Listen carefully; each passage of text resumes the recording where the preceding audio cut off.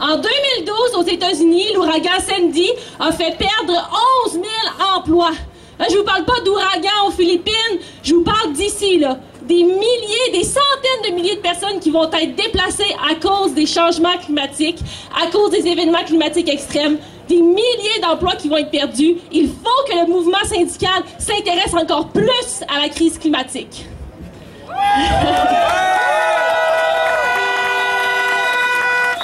De la même façon, il faut s'intéresser aussi à l'industrie du pétrole, du gaz, du charbon, parce qu'on nous ment. On nous dit que cette industrie-là crée beaucoup d'emplois. Mais la vérité, c'est que ça crée des emplois surtout parce que c'est grassement subventionné par le gouvernement. OK? Présentement, là, le gouvernement fédéral de Justin Trudeau donne en cadeau aux pétrolières et aux gazières 1,3 milliard de dollars chaque année. Si cet argent-là était donné aux énergies renouvelables, à l'éolien, à l'efficacité énergétique, au transport collectif, on pourrait créer, pas juste une fois plus, 2 fois plus, là. Non, 8 fois plus d'emplois. OK? 8 fois plus d'emplois. Et ce seraient des emplois qui seraient propres, pas des emplois sales, à travailler 14 heures par jour dans les champs de sable bitumineux ou des emplois à nettoyer des déversements. Parce que c'est sûr que quand un pipeline fuit ou qu'un train explose, on va se le dire, ça fait de la job en sacrament. Ça, c'est clair. Il faut que le gouvernement investisse massivement dans l'énergie renouvelable, dans l'économie verte.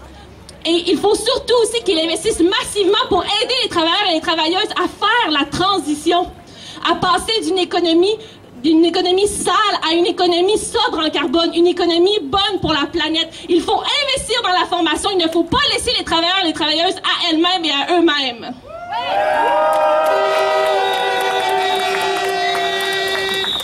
Il ne faut surtout pas, en fait, laisser la transition aux mains du marché. Ce marché-là qui nous a mis dans le bordel dans lequel on est présentement.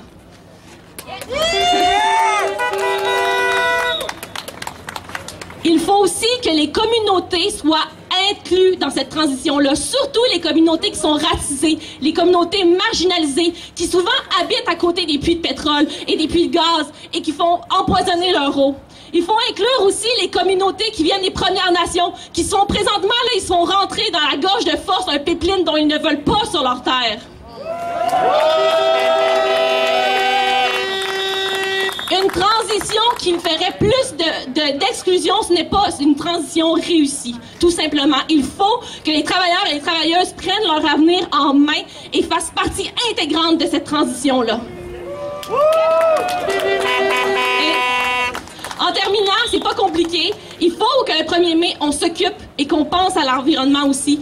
Puisque si on continue comme ça, si on continue à dégrader la planète, à dilapider les ressources, à aggraver la crise climatique, c'est pas compliqué. Il y en aura plus de job. OK? Il n'y a pas de job sur une planète morte. Point final. Merci.